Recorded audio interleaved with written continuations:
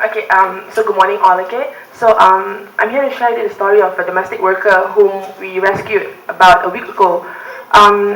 She was really excited to join us here today, but due to certain unforeseen circumstances, she wasn't able to join us. So I really hope I do justice to her story. Okay, so her name is Titoy. She's 24 years old, and she was brought to Malaysia to work because her husband, who was the sole breadwinner of a family in Cambodia, it was beginning to be too much for him to, in other words, tampong the family lah. Okay, so she had come to Malaysia. She was promised by her agent that she was going to work here for 2 years, and that 6 months of her the early salary would be deducted based on the contract, which would be given off, will be deducted for the cost incurred for her recruitment and her placement lah. Okay, so when she first started working, she found out that she was going to be working for a family of 6, which is her employer, his wife, his 2 children, and his parents. And on Mondays, she was asked to work at his in-laws' house every single Monday. Okay, that may seem quite regular lah for most Malaysians. So the room at which she was given to sleep in the employer's house was the laundry room. It was makeshift for her to sleep in it. So you can picture how a laundry room in Malaysia would look like a regular laundry room. So she was asked to sleep in that. So now, on a daily basis, she wasn't provided with sufficient meal. Now when I say that, what I have in mind is she was given 2 meals per day, brunch and dinner. And often, her brunch would include expired biscuits and bread. They would pull the labels out and give it to her. You know, they would ask her to eat that. And dinner to her was it was more of a, if it's possible, she eats. If not, there was no dinner. If the employee were to eat out on that particular day, there won't be any dinner for her. You know, if work were to end late, there wouldn't be dinner for her. Okay. Earlier I had spoken about the 6 months of her salary being deducted, right? What that would show to you is that the girls are placed in a debt bondage.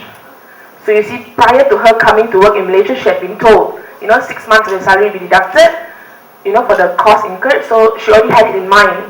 So it's like a debt bondage that holds her to the job. Then she was not allowed to call her family in Cambodia or to even own a phone. She was working there for about a year, and never once did she manage to call her family. And when the employer found out that she kept the phone and that she had contacted her family, not wanting to do the dirty job, he had contacted the agent to come over to reprimand her. The agent, being the agent, scolded her, threatened her. He had slapped her multiple times and caned her. He had put 2 pieces of cane together, and he started caning her in the stomach. And he would threaten her to not cry, and to not tell anyone.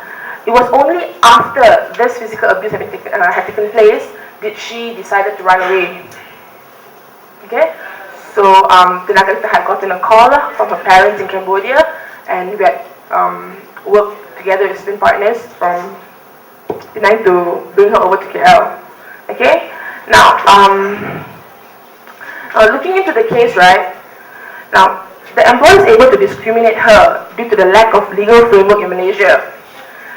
For most of you who I think you would already know, okay, the Employment Act does not protect the domestic worker, but instead discriminates them because the domestic workers are defined as domestic servants and not workers.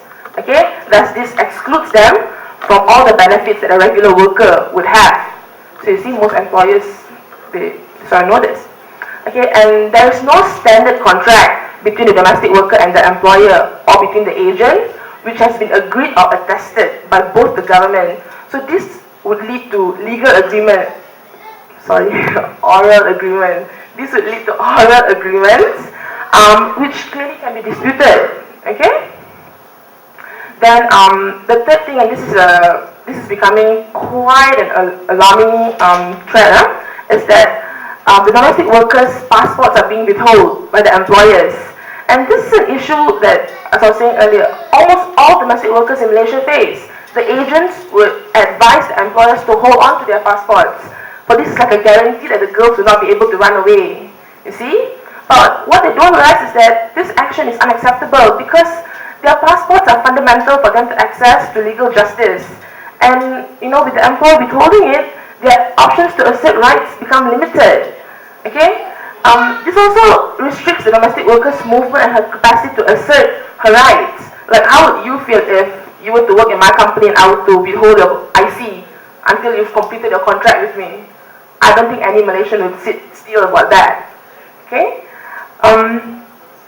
Then, apart from that, the domestic workers is also consequently placed in an acute vulnerable condition, which itself is a violent violation of her rights that could lead to her being discriminated and exploited, which, as you can hear, happens.